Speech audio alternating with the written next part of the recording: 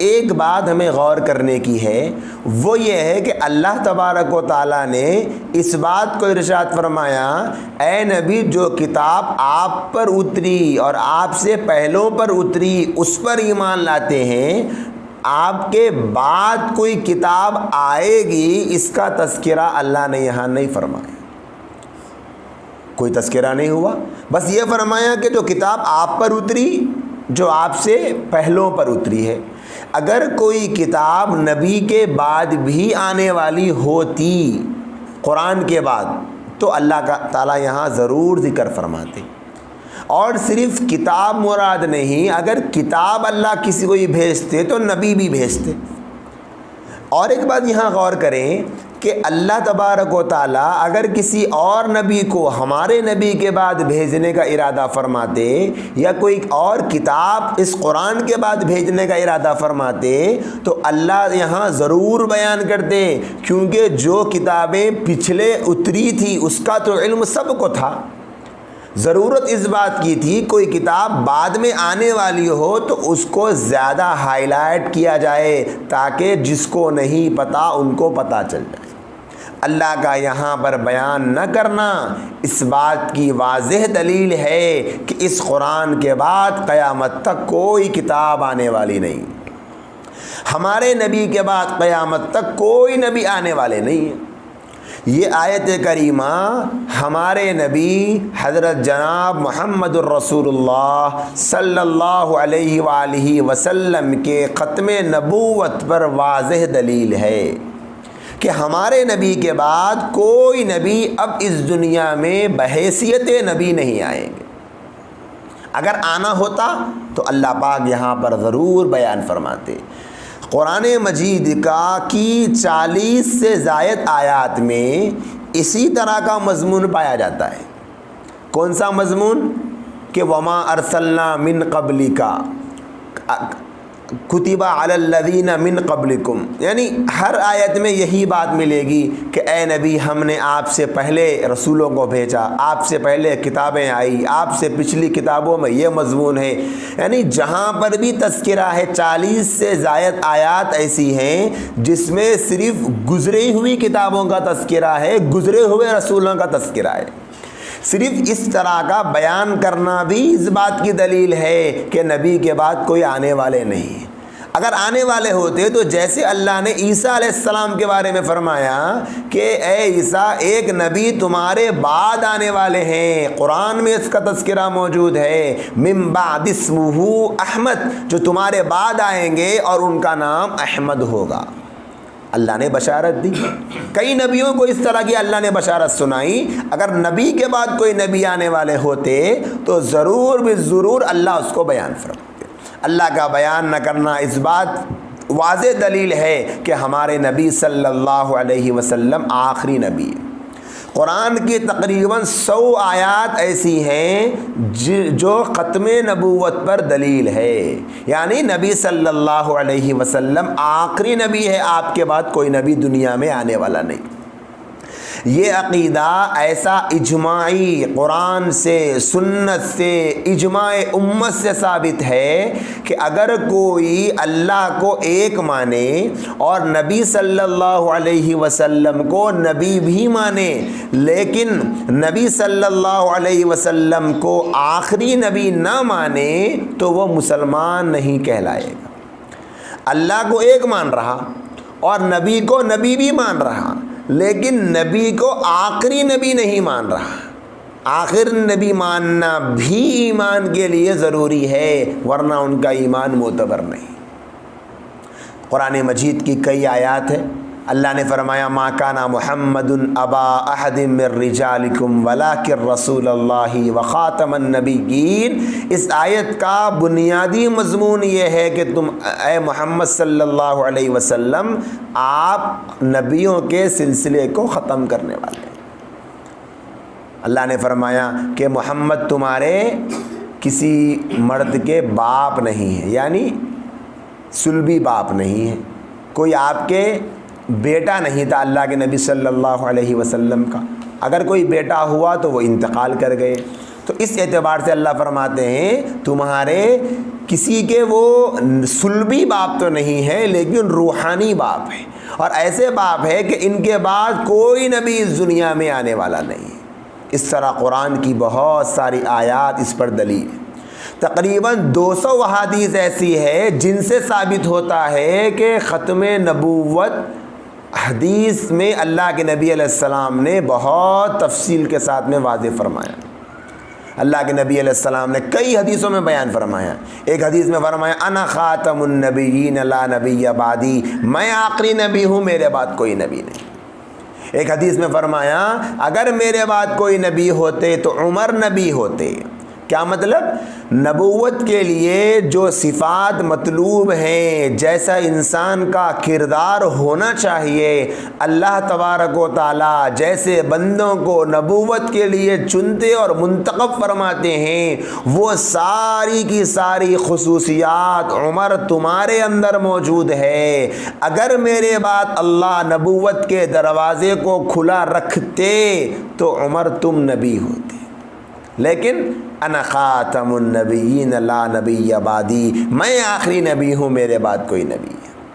ایک حدیث میں آتا ہے نبی صلی اللہ علیہ وسلم نے بیان فرمایا ایک بڑا عالیشان مکان بنا ہوا ہے، بڑی خوبصورت اینٹیں ہیں، اس تمام کے تمام بنی ہوئی دیوار میں ایک اینٹ کی جگہ خالی ہے۔ نبی علیہ السلام نے فرمایا وہ یہ تمام کی تمام دیوار گویا نبیوں کی طرح ہے، وہ جو ایک اینٹ باقی رہ گئی ہے وہ میں ہوں، میرے ذریعے سے اللہ نے نبوت کے سلسلے کو مکمل کر دیا ہے، اب میرے بعد کوئی نبی نہیں آئے۔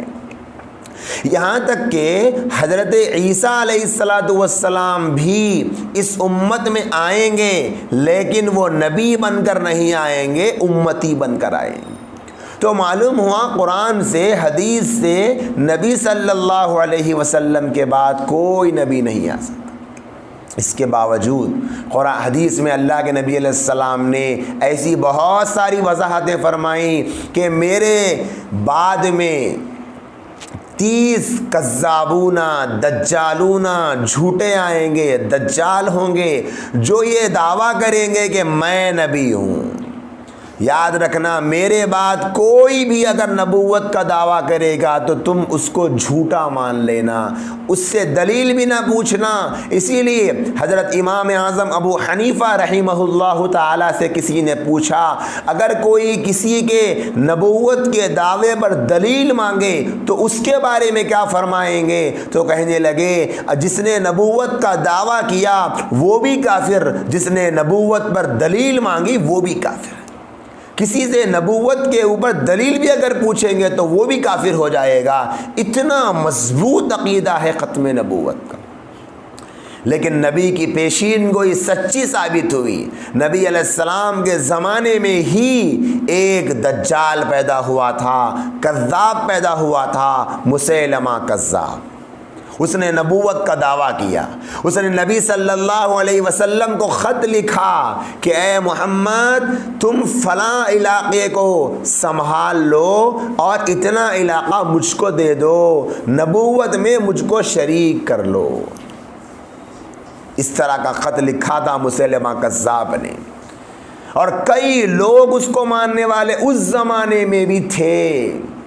نبی صلی اللہ علیہ وسلم کا ربیع الاول کی 12 تاریخ کو جب وصال ہوا تو حضرت ابو بکر صدیق رضی اللہ تعالی عنہ نے جو بہت بڑے بڑے کارنامے انجام دیے، ان میں ایک بہت بڑا اور اہم جو کارنامہ انجام دیا وہ مسیلمہ کذاب کے خلاف جہاد کیا۔ بہت سارے کئی صحابہ پر بڑا ہی بے دردی کے ساتھ ظلم کیا اس نے کہ محمد صلی اللہ علیہ وسلم کو نبی نہ مانو، ان کے بعد مجھے نبی مانو، انہیں آخری نبی نہ مانو۔ لیکن صحابہ کرام نے دلیری کے ساتھ اپنے نبی سے عشق کا ثبوت پیش کیا اور اس کافر اور اس ظالم اور اس کذاب اور اس دجال کا پوری ہمت کے ساتھ ڈٹ کر مقابلہ کیا۔ اس مسیلمہ کذاب ہی کی نسل سے کئی لوگ یکے بعد دیگرے پیدا ہوتے گئے۔ کئی لوگ آئے جنہوں نے دعویٰ کیا نبوت کا، لیکن آج سے تقریباً 110 سال پہلے 1908 عیسوی، اس سال ایک پنجاب کا رہنے والا جس کا نام غلام احمد تھا، اس نے بھی نبوت کا دعویٰ کیا۔ اس نے دعوے تو بہت کیے، لیکن نبوت کا جو دعویٰ کیا، اس نبوت کے دعوے کو لوگوں نے اتنا مانا کہ آج 2018 میں پورے 110 سال ہو چکے ہیں، اور قادیانی دنیا کے 200 سے زائد ممالک میں پائے جاتے ہیں، 200 سے زائد ممالک میں۔ اور حال یہ ہے کہ پوری دنیا میں خود کو سچا مسلمان، پکا مسلمان، صحیح مسلمان ثابت کر کے پورے اہل اسلام کو کافر قرار دیتے ہیں۔ وہ یہ کہتا ہے کہ میں محمد کے بعد میں نبی ہوں، بلکہ اس بدبخت نے تو بہت سارے دعوے کیے، جس میں سے ایک دعویٰ یہ کیا نعوذ باللہ، جیسے پنرجنم کا عقیدہ ہے ہندوؤں میں، وہ یہ کہتا ہے کہ محمد نام سے جو شخص ہے نبی بنائے گئے، وہ 1400 سال پہلے محمد ابن عبداللہ کی شکل میں پیدا ہوئے تھے، اور اب 1300 سال بعد غلام احمد کی شکل میں دوبارہ ان کا جنم ہوا ہے۔ نعوذ باللہ، یہ عقیدہ تو اسلام کا ہی نہیں ہے۔ ایسے بیہودہ عقیدے اس نے گڑھے، اور خود کو بعض جگہ تو اس نے یہ کہا، میں اگر محمد سے جدا ہوتا تو تم مجھ پر کوئی اعتراض کر سکتے، میں تو نعوذ باللہ عین محمد ہوں، یعنی محمد صلی اللہ علیہ وسلم اور مجھ میں کوئی فرق نہیں۔ ایسے دعوے کیے۔ 110 سال کا عرصہ گزر چکا ہے، پوری دنیا میں قادیانی خود کو احمدی کہتے ہیں، مسلم کمیونٹی کہتے ہیں، اور پتہ نہیں کیا کیا کہتے ہیں۔ 200 سے زائد ممالک میں ان لوگوں نے ایک باطل نظریے کو، ایک جھوٹے مذہب کو اسلام کے مد مقابل انہوں نے اپنی عبادت گاہیں بنائی، جس کو مسجد کہا۔ اسلام کے کعبے کے مقابل میں پنجاب میں ایک ان کے طواف کرنے کا مرکز بنایا۔ قرآن کے مقابلے میں انہوں نے تذکرہ نامی اپنی قرآن بنا ڈالی۔ حضرات صحابہ کرام جو خلفائے راشدین ہیں، ان 4 بڑے صحابہ کے مقابلے میں اس بدبخت کے خلفاء کو خلفائے راشدین کا درجہ دیتے ہیں، اور اس کی بیویوں کو امہات المومنین کہتے ہیں۔ جتنا اسلام ہم نے 1400 سال سے پڑھا ہے، اس پورے اسلام کی نقل ان لوگوں نے اپنے پاس بنائے رکھی ہوئی ہے۔ آج بھی مسلمانوں میں ایک بہت بڑا طبقہ ہے جو یہ نہیں جانتا کہ قادیانی کافر ہے، اور اگر قادیانی کافر ہے جانتا ہے تو کیوں کافر ہے یہ نہیں جانتا ہے۔ وجہ کیا ہے ان کے کفر کی، وجہ کیا ہے ان کے ارتداد کی۔ آج جتنے قادیانی ہیں ان کو علماء کرام مرتد کہتے ہیں۔ کافر اور مرتد میں بہت بڑا فرق ہوتا ہے، یعنی جنہوں نے باضابطہ نبوت کا انکار کر کے قادیانیت کو تسلیم کر لیا، وہ اسلام کے دائرے سے نکل کے گویا کافر بن گئے، اور جو اسلام کے دائرے سے نکل کر کافر بن جاتا ہے اس کو مرتد کہتے ہیں۔ اور مرتد کے احکام الگ ہیں، کافر کے احکام الگ ہیں۔ اسی لیے آج لوگ غیر مسلموں کے پاس سے کاروبار کرتے ہیں، ساتھ میں قادیانیوں سے بھی کرتے ہیں۔ ان کی دکانوں سے سامان خریدتے ہیں، دوستانے رکھتے ہیں، نکاح کرتے ہیں، جبکہ جیسے کسی کافر سے نکاح مسلمان کا نہیں ہوتا، قادیانی سے بھی نہیں ہوتا۔ اور لوگ یہ کہتے ہیں کہ بھئی یہ مسلمان ہیں تو پھر ہم ان سے کیوں نکاح نہ کریں۔ فرق نہیں سمجھ پاتے ہیں۔ ایک غیر مسلم کی دکان سے سامان خرید سکتے ہیں تو قادیانی کی دکان سے کیوں نہیں خرید سکتے؟ اس لیے نہیں خرید سکتے کہ غیر مسلم تو کافر ہے، وہ اس کا باپ کافر، دادا کافر، خاندانی کافر ہے، وہ اس کے کفر میں کوئی شبہ نہیں ہے۔ وہ اپنے کفر کو بتلا رہا ہے کہ بھائی میں کافر ہوں، کسی بھی مذہب کا رہنے والا ہو، آپ دیکھ کر سمجھ سکتے ہیں کہ یہ کافر ہے۔ لیکن قادیانی کافر ہو کر خود کو مسلمان کہتا ہے، اسلام کا لیبل یوز کرتا ہے اور نبی صلی اللہ علیہ وسلم کے بعد کسی اور نبی کو نبی مانتا ہے، یہ مرتد ہے، اور مرتد کے احکام الگ ہیں، کافر کے احکام الگ ہیں۔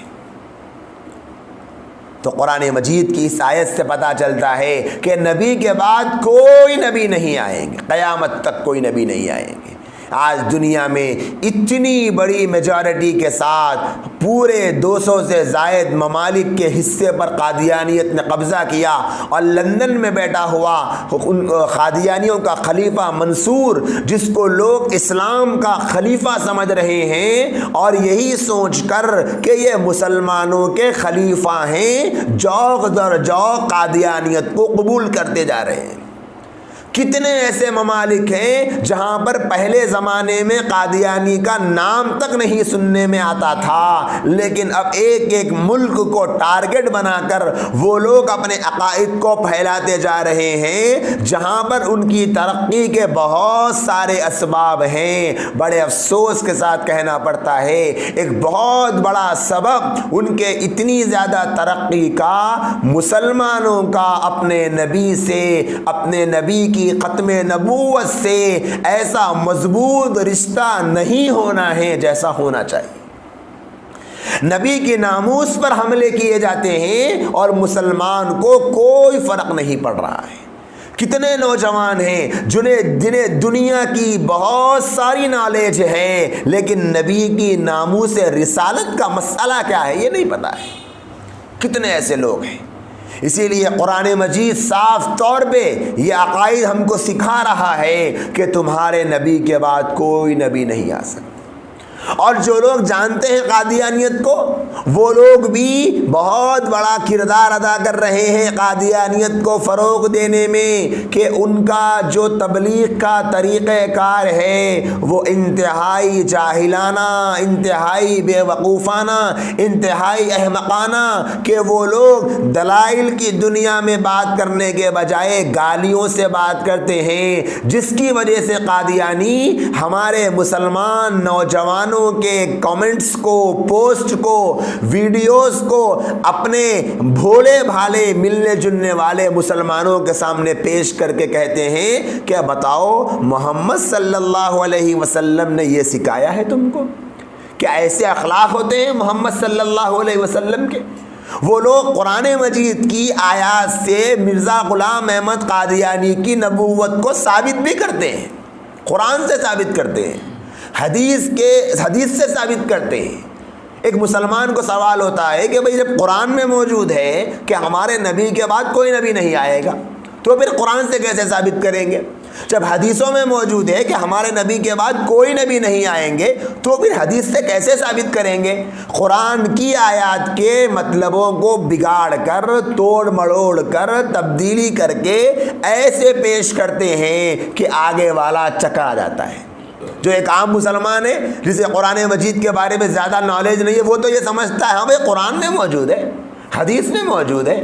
اس طرح مطلبوں کو بگاڑ کر سوشل میڈیا کے ذریعے سے، دیہاتوں میں غریبوں کی مدد کے ذریعے سے پوری دنیا میں اپنے آپ کو، جبکہ گمراہی پر ہیں، اس کے باوجود خود کو حق کا علم بردار کہہ کر پیش کرنے میں کوئی ڈر محسوس نہیں کرتے۔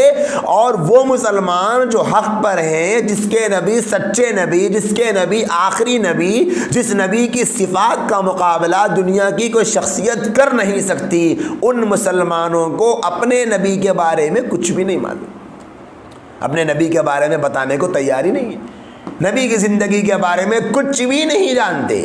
یہ بھی بہت بڑا سبب ہے قادیانیت کے فروغ ہونے کا۔ اور قادیانیت کے خاتمے کی جو کوششیں ہیں، ان میں سب سے پہلی کوشش تو یہی ہونا ہے کہ مسلمانوں میں قادیانیت کے تعلق سے شعور بیداری سے پہلے ختم نبوت کے متعلق شعور بیداری کی ضرورت ہے۔ قادیانیت تو سیکنڈ مسئلہ ہے، اصل مسئلہ تو ختم نبوت کا ہے۔ ختم نبوت کا عقیدہ سمجھائیں گے تو قادیانی ہو یا پھر اس کے بعد بیسیوں کوئی بھی آ جائے، لوگ سمجھ جائیں گے کہ ہاں بھئی یہ جھوٹا ہے۔ اصل چیز ختم نبوت کے مسئلے کو سمجھانا ہے۔ اور کتنے ایسے لوگ ہیں جو یہ سمجھتے ہیں پڑھے لکھے ہیں، بہت زیادہ ڈگریاں ہیں، گریجویٹ ہیں، لیکن انہیں چونکہ اس بارے میں علم نہیں ہوتا تو اچھے پڑھے لکھے لوگ بھی گمراہ ہو جاتے ہیں۔ تو قرآن کی اس آیت کریمہ سے ختم نبوت کا اہم عقیدہ ثابت ہوتا ہے۔